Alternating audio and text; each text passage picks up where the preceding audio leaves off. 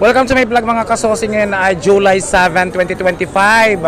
Ngayon, bago po ang video ito, hindi ito replay. Kuha ko po ito ngayon. Ulitin ko ngayon ay July 7, 2025. Nandito pa ako sa harapan ng simbahan ng Quiapo. Gusto kong ibalita sa inyo na matapos ang isang linggong clearing operation ay bumalik na po lahat ng vendors dito sa Quiapo, Manila.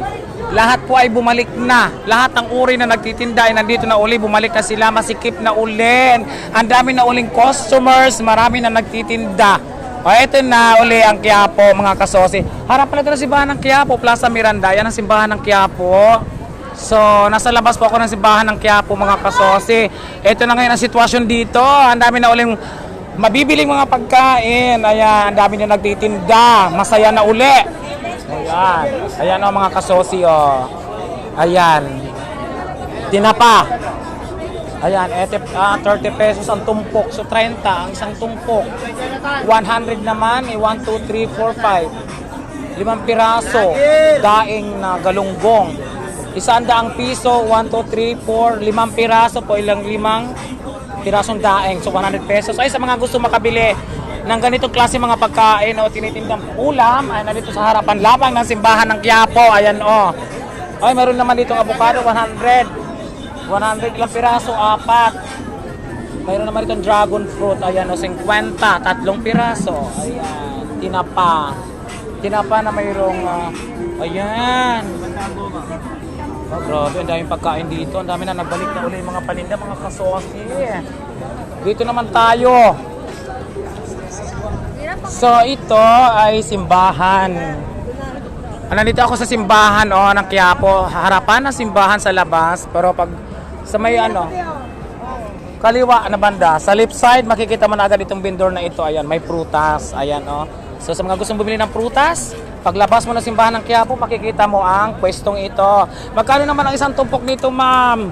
Depende po tayo sa timbang. Tinitimbang. So, yung ganito, mga, para malaman ng mga followers natin kung magkano. Ano po kasi 50, 140. 50 ang 1/4, so nasa 200 pesos ang kilo. Ito, anong tawag ng prutas na ito? Lychee. Lychee. Ito naman, magkano ang kilo? 210 pesos. So, ayan. Seedless daw. So, sa mga gusto makatikim nito bumili, sariwang prutas, paglabas mo ng simbahan, nasa kaliwang side lang, no? Ito yon. Hello, ma'am. Welcome to my vlog. Ayan. So, sa inyo rin ito. Ayan. Tapos, mayroon naman ditong lychee plan, katabi ni ma'am. Katapos ang prutas, may lychee plan naman. Hello, sir. Magkano namang isang order? 65 po isa. 65 lang sa mga gusto makatikim ng lychee plan na napakasarap sa halagang 65 pesos. Dito lang ito sa labas ng simbahan ng Quiapo. Ayan. Thank you, sir. Dito naman ako banda. Ay naman, malalaki. Magulat naman. Ano ba yan?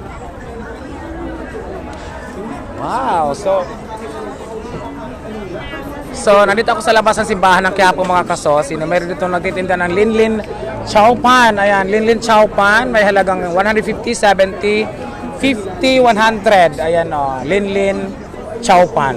Ayan. So, ano kaya ang ino-offer nila rito?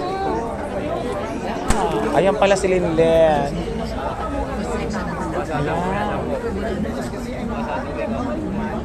Sige lang. Sige lang. So, ayan, narito ako sa Linlin Chow Pan, mga kasosi, no? Ayan. Ang dami kumakain.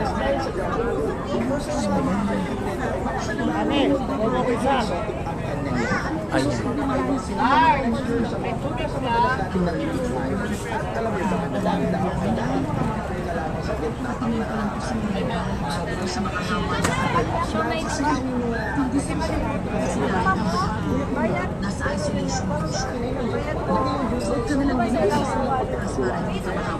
Saka isang siomay.